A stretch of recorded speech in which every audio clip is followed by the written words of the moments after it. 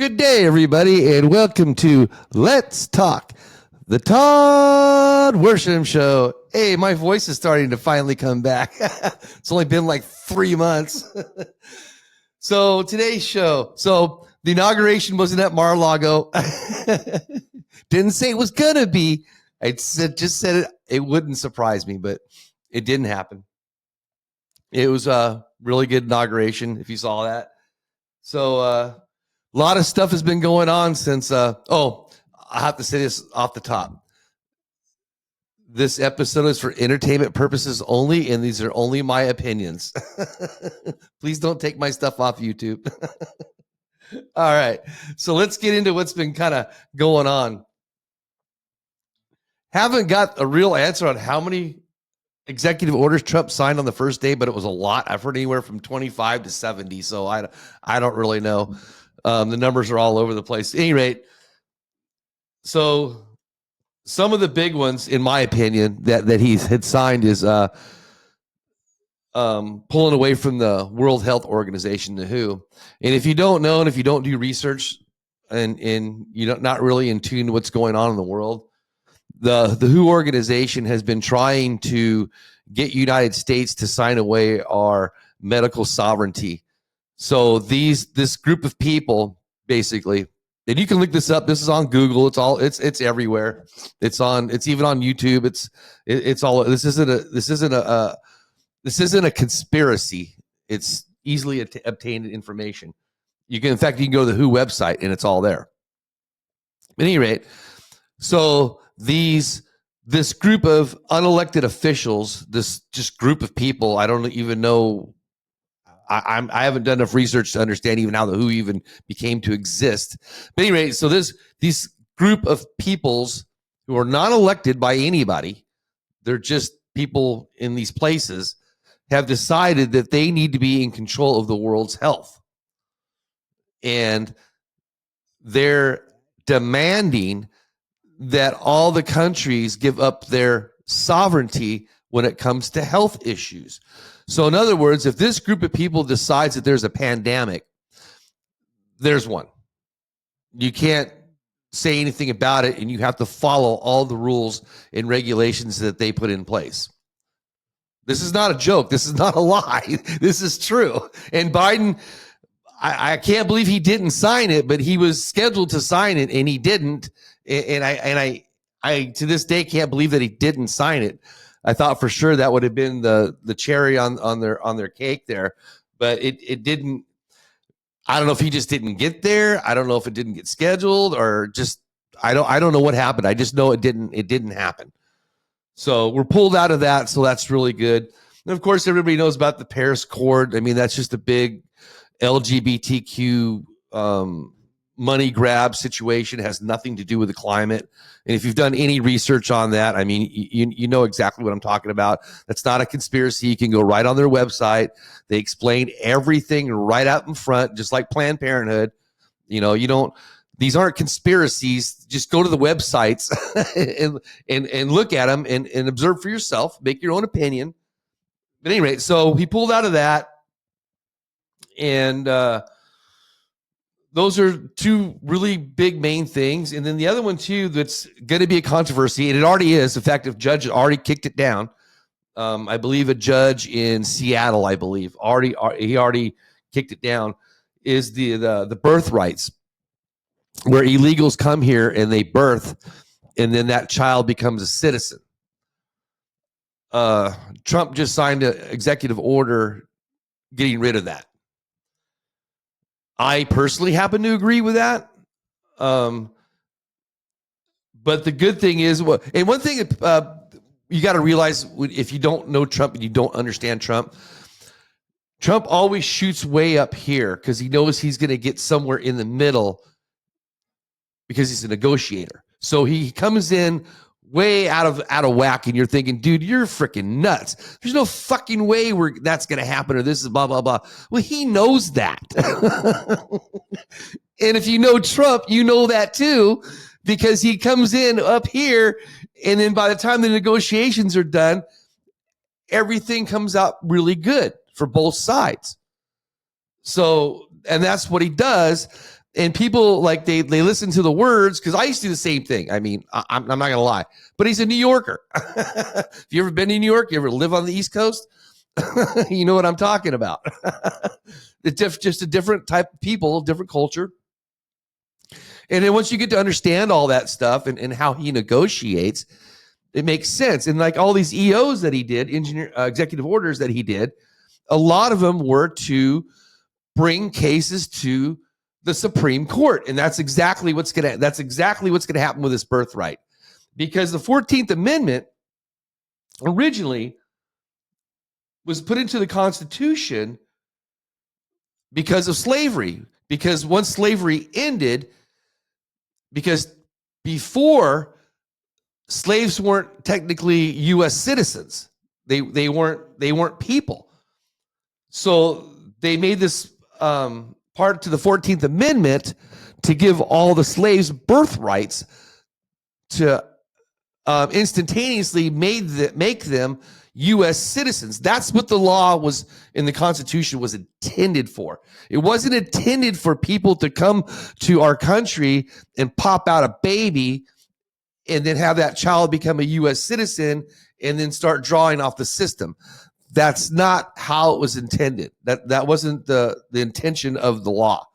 So this is good. So what Trump did is he did an executive order disbanding that. So of course there's going to be a liberal court that's going to challenge that. And that's exactly what happened in Seattle. So that's going to rise up and it's going to end up in the Supreme Court. And then we'll get a final ruling on that. And that's exactly what needs to happen. Just like Roe versus Wade. I mean, all these things, there's all these laws that we have that really actually need to go into the Supreme Court and get finalized to find out if they are or are not constitutional. And that's what Trump is doing. When he's writing some of these executive orders, he's challenging the law and challenging the system. He is doing diplomacy, whether you like him or not. They're doing constitutional diplomacy, and this is how our government is supposed to work. You're supposed to fight. You're supposed to haggle. You're supposed to negotiate. You're supposed to do all these things. This is the way that our forefathers put the foundation down for the Constitution for everything in our country. And you're seeing it being played out. Okay, so on the flip side of this, I personally don't like executive orders. I personally believe that the president should go through and follow the law and have a law written, go to the Senate, get it passed, and then sign it into law. That's how I believe that a lot of stuff should be done, especially like with the border. I don't think the border should be done with executive orders. I believe it should be done constitutionally. There should be laws and they should be followed. And that's the key right there, following the laws, because that's what we just came out of. The laws weren't being followed. So a lot of crazy stuff. I mean, and this is all like in a couple days, Oh, and then I don't know if you guys saw the bishop's speech. I don't care what kind of person or human you are, but to take a day of new beginnings and new ideas and new just a day of new, and to take that day and to turn it into a condemnation or like a sin dance, or I don't know. I don't even know. Well, you saw everybody's faces. You saw JD Vance. I mean, I'll be honest with you. If I was there, my eyes would have been rolling around like, holy shit. My eyes would have been rolling around like a marble. Like marbles. They had just been, I don't think I could have kept my composure like the Trumps did, and JD Vance and his wife. I mean, there was I don't remember her name, but there's that woman that was behind, I think just behind Melania, Milana, that her face was pretty wild. It was like, wow, I can't believe I just heard all this, or I'm hearing this. And it was kind of like the bishop was lecturing, the administration. And to me, that's not godful. I'm a spiritual person. I'm not religious, but I'm spiritual. And I don't care who you are. I would never say stuff like that. I would never treat you like that, not in public. Now, if you want to go behind a closed door and you want to speak open-mindedly and get your thoughts out and your opinions and all that kind of stuff, that's absolutely acceptable. But to do that on live international TV with probably billions of people watching, that was just, I don't know. It was disgraceful at best. And that bishop, she should be dethroned or whatever you call her. She should be taken out. That doesn't even, and I don't understand how you can be. Well, I'm not going to get into that. I'm not saying women shouldn't be bishops. That's not what I'm saying, but she obviously is whatever. I'm not going down that road. So, all right. I could go on and on, but that's really the only really couple topics I really want to talk about. But even every day he's still signing EOs, executive orders. I just saw him today. He signed more. So we'll see. The J6ers, that's kind of a sketchy topic. I believe 99% of those people are innocent. We know for a fact that there was, people infiltrated in the audience. That's everybody knows that. All the tapes are out. Whistleblowers are out. We all know what happened. We all know about the 10,000 troops that got denied by Trump. We all know all those things. That's all public knowledge. It's all over. Hell, it's even on Google. If it's on Google, it's mainstream. So, yeah, we know all about that. And then what about all the people that Biden pardoned on the way out? What was it 8,000 people? I think Obama did 1,900 or something like that. I don't know. Don't quote me on the numbers, but I know Biden did. He did like almost double or quadruple. I think it was quadruple more than anybody else. It just, and then what I don't understand, I'm scratching my head, is if his family was not involved in any type of criminal activities, why would you need to pardon your family and pardon them for like 14 years or some shit like that? And then it's even funny is Adam Schiff, he's on video from CNN in 2020 saying that if Trump did that with his family, that there would be investigations and this and that, and it would be unethical, and the whole country would question it, and blah, blah, blah, blah, blah. And the next thing you know, guess who's getting pardoned? Adam Schiff. You can't make this shit up. The guy who lied about the Hunter Biden laptop. And who said if Trump pardoned his family, that proved their criminality and that they were going to investigate it. But yet, in the end, he got a pardon.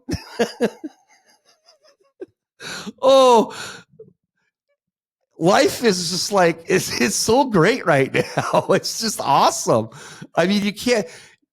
You couldn't even write this stuff. It's your imagination would say, oh no, that's too stupid. No one would believe that could ever happen. We're like living in this, I don't know. We're living in this world right now that's just really bizarre. It's just a lot of things are happening. The fires in California. I grew up in California. I'm from Southern California, Lakewood.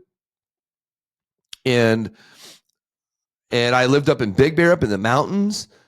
And I know for a fact that we had was some kind of abatement. It was foliage abatement, or I can't remember the exact wording of it. But at any rate, they sent out all these letters to you telling you that by this date, that if you didn't have your property all cleaned up, you're getting fined.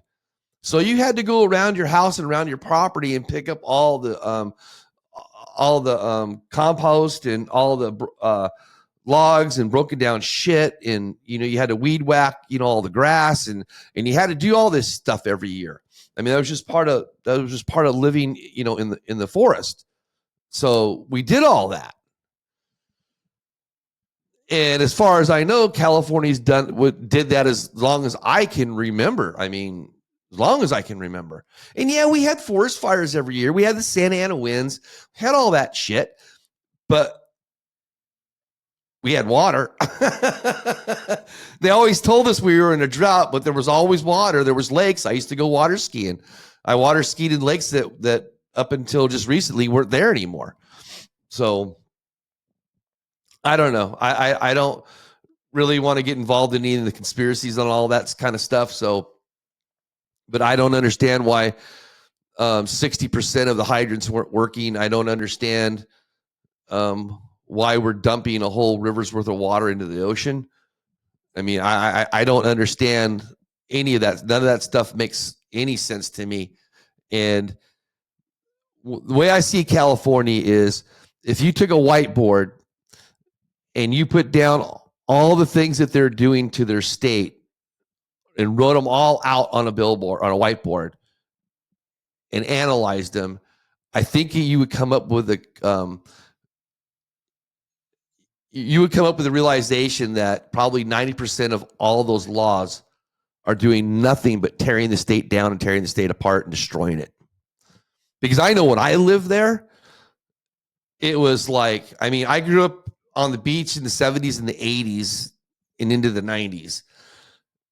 So it was like, I don't know. It was great. It was awesome. I mean, I can't think of anywhere else in the world I would have rather been in that time. I mean, even though I was a little devil, say it nicely, there was always things to keep us occupied. Didn't cost an arm and a leg. I mean, hell, you could go out for a night with $20, all night long, and go out and do things and have a good time. And, and things were free, and people were nice, and people helped you. And there was like codes of conduct, codes of ethics. I mean, we had all these codes the people just did. I mean, you just took care of each other. That's the California I grew up in. Hell, my whole block that I grew up on, I could go to any house because the doors were never locked. And I could go to any house and I could go to the refrigerator and make myself a sandwich. And that was my reality growing up. I mean, I didn't, then when you go in the military and you come back and you realize you just can't go into anybody's house. No, I didn't do that. But what I'm saying is, the California that I grew up in versus the California that it is now, not the same. And I don't go back there. I just go back there to see my grandfather.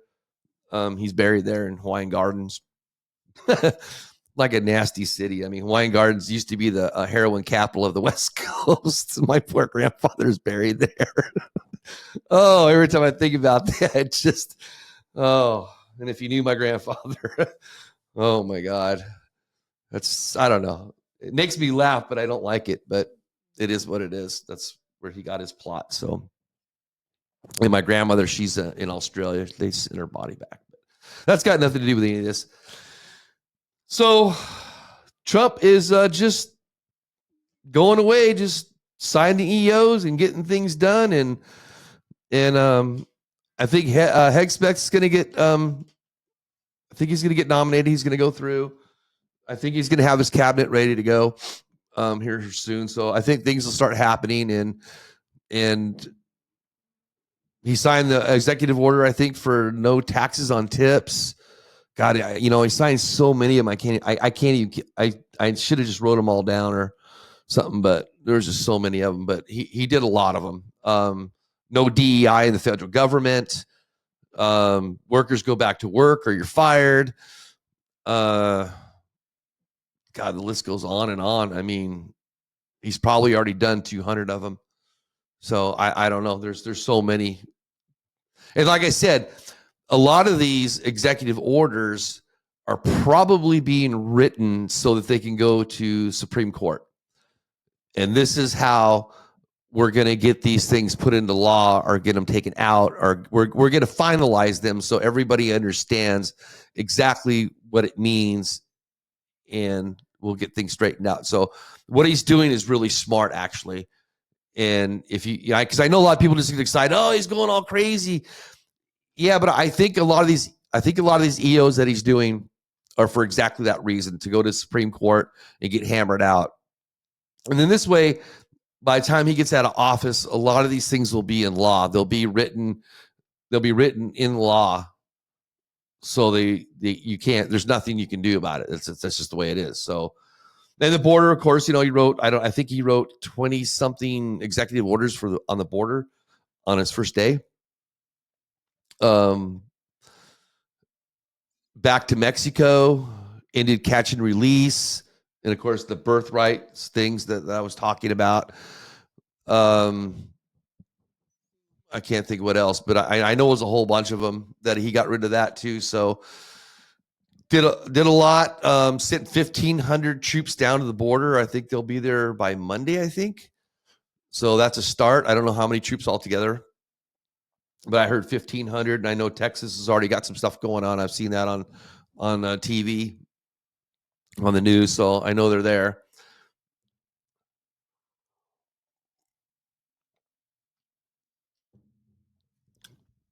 So a lot of things going on. The country's changing real rapidly. I did see a thread today about him talking about getting rid of federal income tax, which makes sense because a lot of people don't understand or realize where our country was before World War I versus now. And before World War I, we didn't have federal taxes. Our country was pretty much supported by tariffs.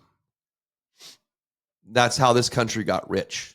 And McKinley was a president that got us really rich with tariffs. So, and tariffs they're fair and they're reciprocal. Well, I think Trump's going to make them reciprocal. So that'll be our income. So we won't need federal tax anymore. And what a lot of people understand is too, the way that the tax system used to work before World War I was that per capita, you paid so much taxes to the state, and the state, per the state capita, paid so much taxes to the federal government. And that's what paid for our armies, our infrastructures, the federal infrastructures, like your interstate roads and all that kind of stuff, and bridges and ports and things like that. It went by what your population level was. So depending, like Wyoming would, let's just hypothetically say, be 5 million versus California would be 250 million. Because there's probably not even 1 million people in Wyoming, and there's 40 million people in California. So depending on what your population is in your state, that's the percentage that you pay to the federal government for the infrastructure and for the security of the nation. And as far as country growth and profit, that came from tariffs. That's the way that our country ran. But when Germany got stupid and Europe couldn't handle it, we imposed a tax on our citizens so that we could fund World War I and build all the bombs and battleships and airplanes and everything, and supply Europe with everything they needed to defeat the Germans. And we did it. I mean, we did do it. But then the federal taxes never went back away, and the tariffs went away. So it's kind of funny because, when people keep talking about tariffs being bad, there's already over 100 years proof from our country that they work great. Because when we were using them, we were not in debt. We had all the money we needed. We were a very extremely prosperous country. We were the threshold of the planet. I mean, we were everything. Not anymore. I mean, do you drive around? Do you see your bridges? Do you see your roads? Are you kidding me? And then you see pictures of Russia and China and Japan and Dubai and Saudi and all these countries, and you see how their cities are and how beautiful they are, how clean, no crime in the cities. And then we're supposed to be a superpower, and we got people fucking burning people to death on the subway in New York City. Wow. That's something to be proud of. Fuck. It's gotta stop. I mean, it's crazy. So whether you like Trump or not, I'm here to tell you he loves America. And I do believe that he is going to do everything in his power to bring us back to a great nation. A great nation. I mean, great. Where we can, I mean, look at our buildings. I mean, our buildings are bland. It's like we have no culture. It's like, you know, you go to Australia, you go to Sydney. Look how beautiful Sydney is. Taiwan. I mean, Singapore. Oh my God. And we're supposed to be number one. In most of our cities you go to, they're all rundown buildings. And there's crime in the streets, and there's, you know, it's, I hate to say it, but thank God for Trump. I mean, I don't know what else to say. It's like a godsend, because the way we were going, it wasn't going well. And it looks like a lot of this stuff's going to stop. And I don't know. I'm happy about it. and you can feel it in the air. I mean, you can feel it. People are upbeat. They know things are happening. The oil is going to start flowing. Coal's going to start burning. Liquid gas is going to start flowing.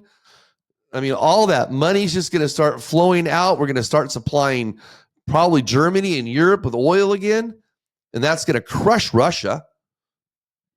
Russia's been, you know, it's funny because the people they fight, they're making their money off of.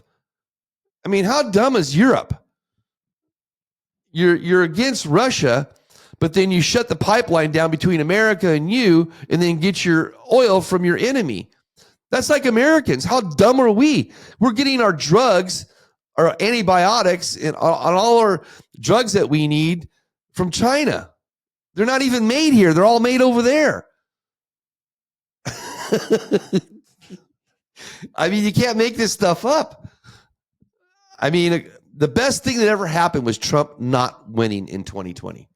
That was the best thing that happened, because we would have never known how fucked up things were. Never.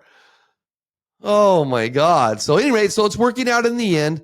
I got really good feeling. I think it's going to take a while. It's going to take probably about a year, especially if the IRS goes away. If the IRS goes away, I don't know about you, but that would relieve probably actually almost all my stress. That's the only thing I really stress out is about IRS. I fucking hate taxes.